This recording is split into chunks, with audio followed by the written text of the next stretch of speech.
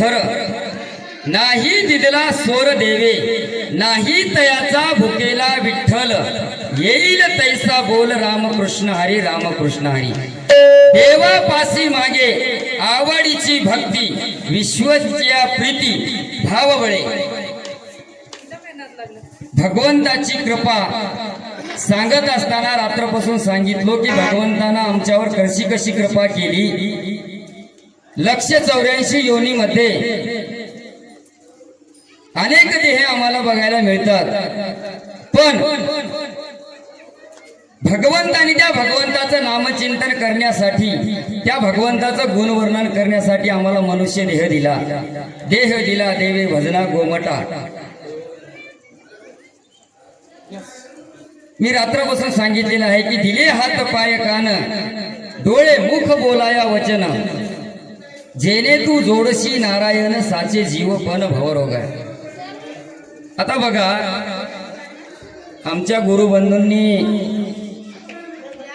रात्रपासून सांगाले देव बघायचा असेल, देवाची कृपा करून घ्यायचा असेल तर आम्हाला संताची कृपा गुरुची कृपा आधी व्हावी लागते, मग देव मिळते। पण मी सांगून गेलो ज्यावेळेस हा देह गर्भामध्ये मातेच्या गर्भात होता त्यावेळेस सुद्धा त्या भगवंताला वचन दिला होता। सोहम म्हणता कोहम म्हणू लागला, मूळ स्वरूपात विसरून गेला, पण गर्भामध्ये या जीवात्मा सोहम प्रभूचं नामस्मरण नाम जप करू लागला होता ना। तिथं कोणी सांगणार होतं ना कोणी तिथं सांगणारा सुद्धा उपलब्ध नव्हता। 8व्या महिन्यामध्ये मातेच्या गर्भात पुनर्जन्माची या जीवात्म्याला त्या देहामध्ये मातेच्या गर्भात पुनर्जन्माची ज्या पहिल्याच्या जन्मामध्ये कोण्या देहात कोण्या योनीत जन्माला आला त्याचं स्मरण 8व्या महिन्यात होते। या मातेच्या गर्भातलं मी सांगितलं देह कसा दिला भक्तानं भगवंताची कृपा कशी कशी करून गेली मी ज्ञानेश्वऱ्यामधल्या ओव्या दिल्या।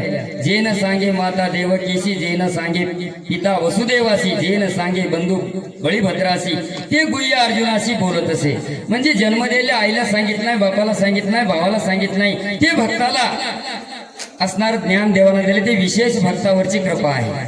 भक्त अर्जुनाची कृपा सांगितली, गजेंद्राची कृपा सांगितली, पण आम्हाला त्या संतांची कृपा त्या गुरुची कृपा कोण्या भक्तानं कोण्या साधकानं कशी करून घेतली त्याला त्याच्या जीवनामध्ये काय सायास करावं लागलं आम्हाला काहीच ऐकायला मिळालं नाही।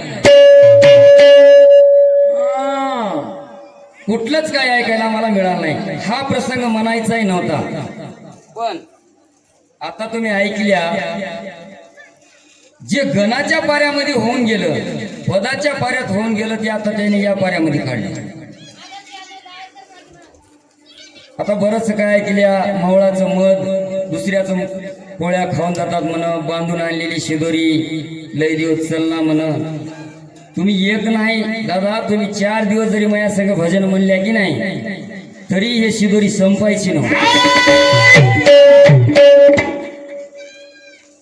हा मी मान्य करतो मला स्वराचं ज्ञान नाही म्हणूनच प्रमाण दिलो। न येई तुझं मधुर उत्तर नाही दिदला स्वर देवे नाही तयाचा भुकेला विठ्ठल येईल तैसा बोल रामकृष्ण हरी। तुकोबारायाच्या गात्यातील 2 नंबरचं प्रमाण आहे।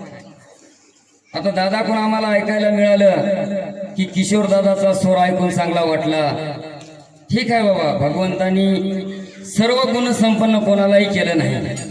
आणि आमच्या दादा कोणी एक प्रमाण ऐकायला मिळालं, नाकाविन मोती आर्ताविन पोती वाचून काय म्हणे।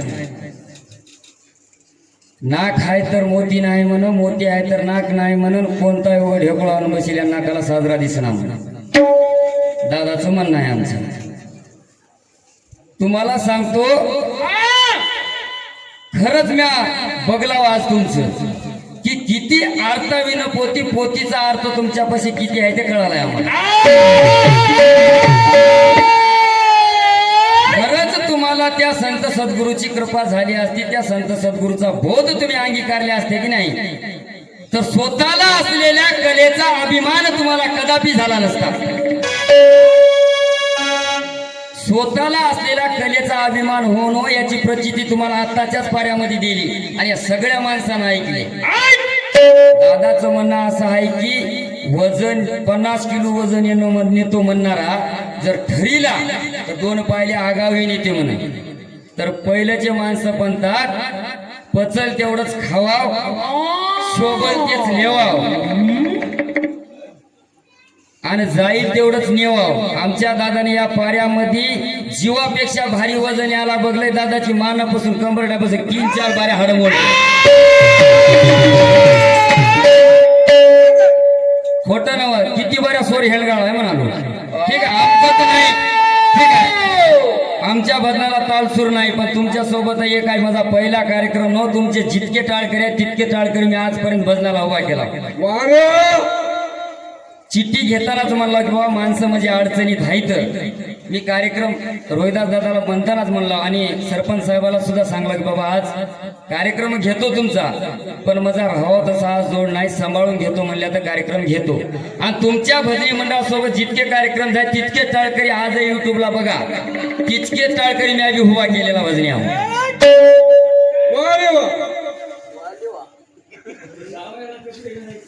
ताल सूर भजनाला राहावा म्हण, वज जाईल त्याच्यापेक्षा जास्त नेवा म्हण. दादा जास्त नेऊ